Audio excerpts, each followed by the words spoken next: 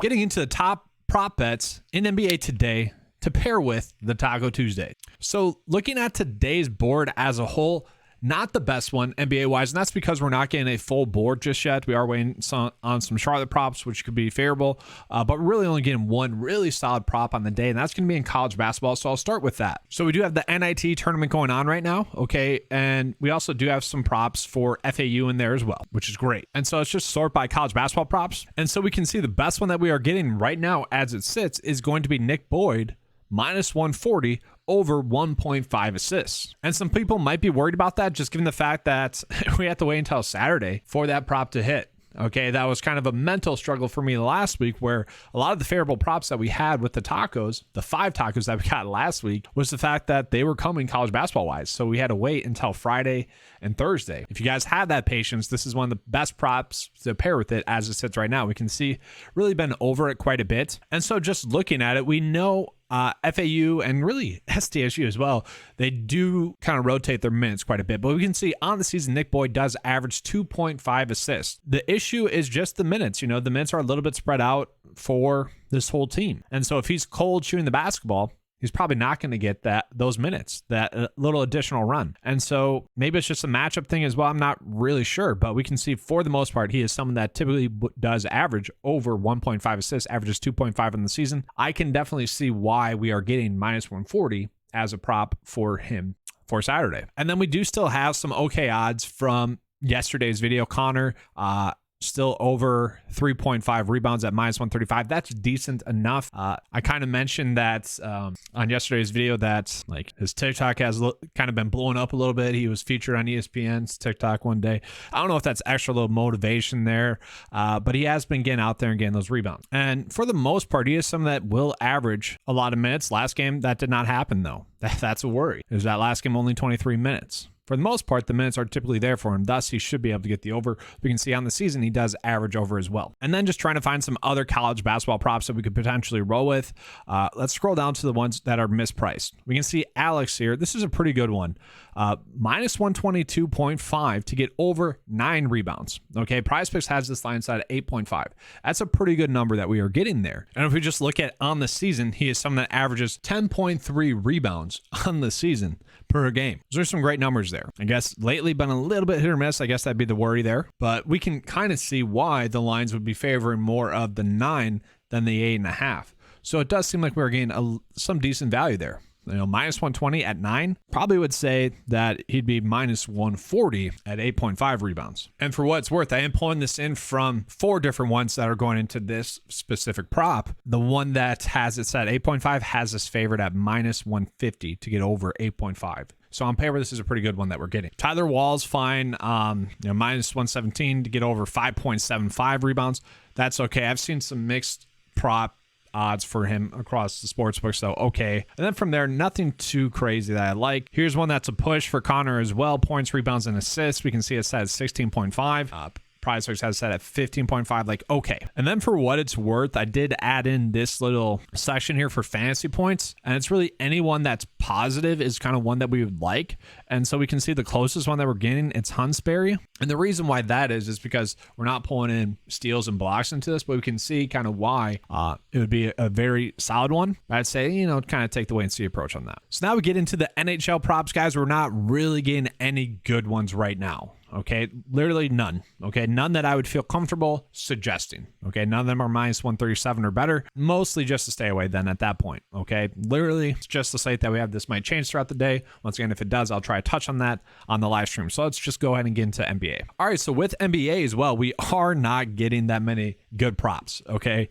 literally Marcus Smart is the best one in terms of Vegas line, and he's projected to get slightly under that. So it's tight. This is typically what we get for Taco Tuesday. They're very much limiting the amount of free squares that we get. Now, we do see Jaren Jackson Jr. popping up in there as a minus 138 to get under 1.5 threes, but we can see he's projected to get 1.81. And really that depends on John Morant's minutes. So he is currently doubtful. Okay, so if he does sit, then Jaren Jackson does become a much more appealing player in general. Jaren Jackson Jr. with Ja Morant off the court does average 26.8 points per 36, 8.2 rebounds, and 1.5 assists. Now, he does actually average 3.7 blocks and 1.3 steals. Those are huge numbers. So I'm actually curious. We see the points, rebounds, and assists here. I want to see what his fantasy score is set at. And we're not getting that just yet. Interesting. So like it should probably be like 40 tonight against Orlando. This is a pretty good matchup. So I would say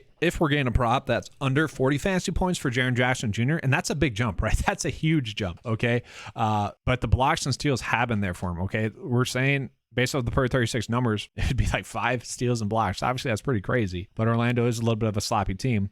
We look at his usage rate with Ja Morant off the court, 27.9%. He gets the biggest bump in usage with Ja off the court, 9.9, and he averages about 7 more fantasy points per 36 with Ja off the court. So just based off of his per 36 numbers, he gets 26.8 points and 8.2 rebounds. He should be able to get the over against Orlando. And so if we look at it, guys, the last 2 games, Ja's played 29 minutes and 19 minutes, okay? He did play against Houston as well. But if we look at it, like it's kind of no shock that he didn't get there when Ja was on the court, especially when he got significant minutes. Against Houston, that game was a blowout fast. He probably would have got there as well. Jaren Jackson Jr. has kind of stepped up into a better role pretty much. And so right now it feels like that is too low of a prop. And I'm actually curious of the game line. What is the projected game over and under? 7 points, favored by Memphis, 230.5. So a pretty decent game to target as well. Jaren Jackson Jr., I hope we get a good fantasy line, but as it sits right now, this is a pretty good line that we're getting for him. Points, rebounds, and assists. And just so we can see the full kind of view of it, minus 114 to get over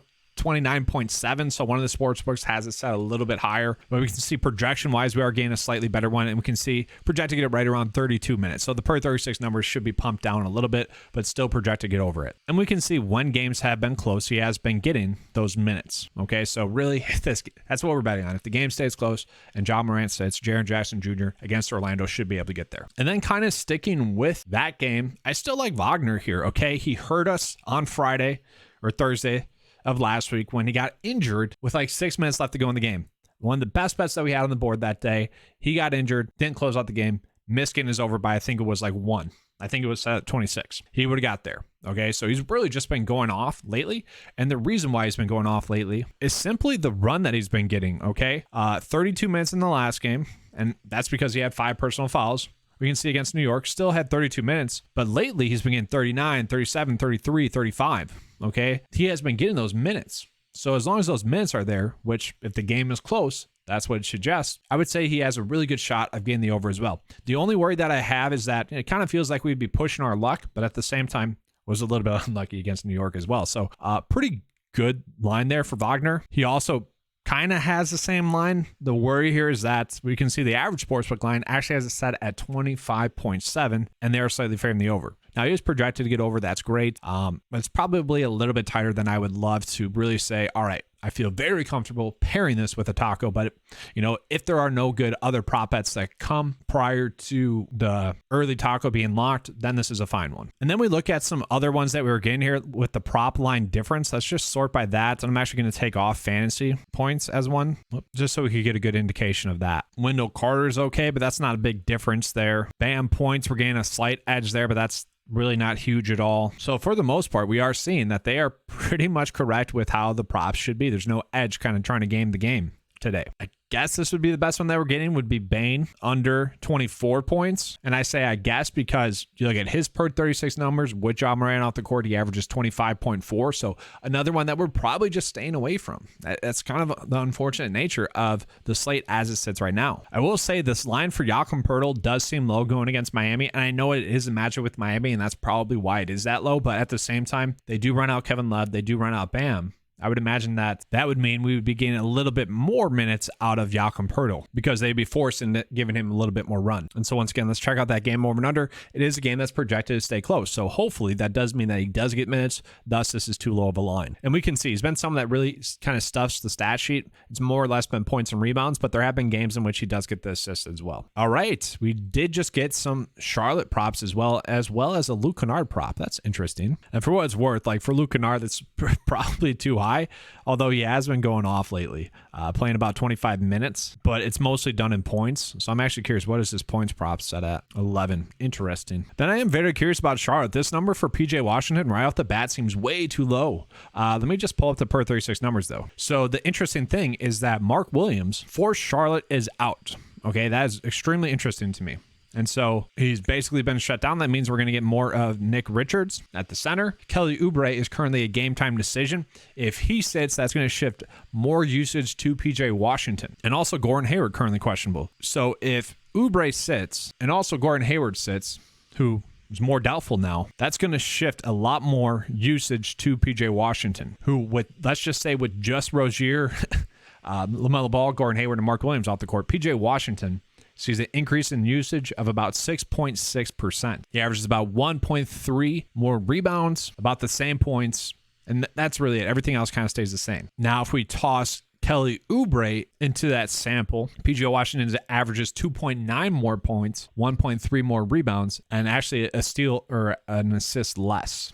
But overall, net positive more. So his per 36 production would be 19.7 points, 6.6 rebounds, so already at like 27 points in rebounds, and so about 1.6 assists as well. So about a push, but then we factor in the matchup with OKC, that'd be the difference maker there. And so this is kind of like yesterday where we're more or less betting on someone being injured, but like with the Bucks where the game was projected to be a blowout, kind of expected Giannis to sit because of that, ended up happening, which meant Brook Lopez was an extreme value. I feel like it's a little bit more risky today to bet on Kelly Oubre sitting, but if he does, like just a huge value there for PJ Washington. And then with that as well, like Nick Richards has been really kind of going off fantasy score wise. He averages about 15 more fantasy points per 36. And it's no surprise. I mean, it's a lot of players. Mark Williams, Terry Rozier, LaMelo Ball, Gordon Hayward, and Kelly Oubre. With those players off the court, he does see a big increase in production per 36. The issue, not going to get 36 minutes. Okay, he's going to get maybe a max of 30, but the matchup with OKC is an appealing matchup. And so if we look at his per 36 production, maybe we're just doing rebounds or something like that.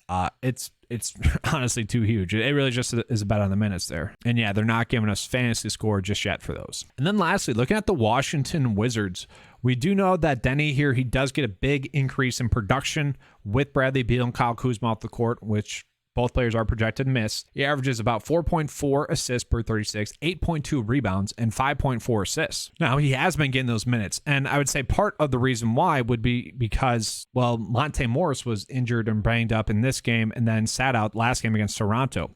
Now, what's significant is that we look at the last few games for Denny, he actually has been able to get there against kind of two tougher matchups in Denver and Toronto. So the matchup with Boston shouldn't worry you too much. I would say the biggest worry would be a cold night shooting, but we can see the production has been there. And so this is another one where we're not getting a huge edge, but if we just look at the projection, it is favored to be slightly over. We really just need the minutes to be there. 32 minutes, if that's there, we can see they are kind of favoring the over, would be a better bet as well. But I think you guys can see why this doesn't feel like a lock and load bet either, especially given the matchup with Boston. And if we look at that game, 223.5, that's not the best, and obviously it's a game that's projected to be a blowout as well because they're without Beal and Kuzma. All right, so looking at today's bets, these are the ones that I see as the best ones as they sit right now. I do like Jaren Jackson Jr. over 29.5 points, rebounds, and assists. Gets a good matchup going against Orlando. Also, we know that Ja Morant is going to be out. We look at the past few games with Ja Morant out. He absolutely was dominating. I do want to see the fantasy score prop. I would default to that if it's really, I would say 38 or less, because he does get a big block, rebound, or blocks and steals as well. Just in general. And so that number should be much higher for him. And then I will say some other NBA props I like as well would be Jakob Poeltl over points, rebounds, and assists. 23.5 just seems way too low for him. Wagner, I expect to continue to play well. This feels way too low for him as well. And then PJ Washington over 28.5 points, rebounds, and assists as well.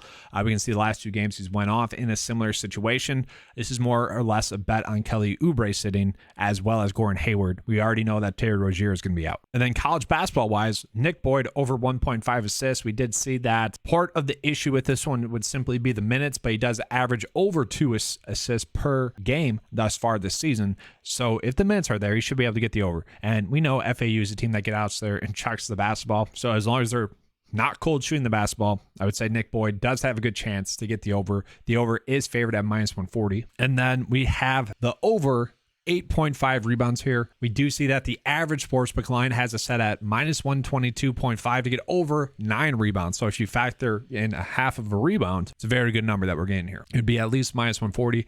The number that I saw out there for the one sportsbook that did have it set at 8.5 was -150 to get over 8.5 rebounds. So a very favorable prop that we're getting there as well. And then lastly, Denny as well. It's an okay prop that we're getting. Like, we have several of good enough NBA props. Wish we had better ones, but this is another one that we can use as well. And then for what it's worth, I did just see that we have a fantasy score prop for Wagner here, and it seems a little bit too low.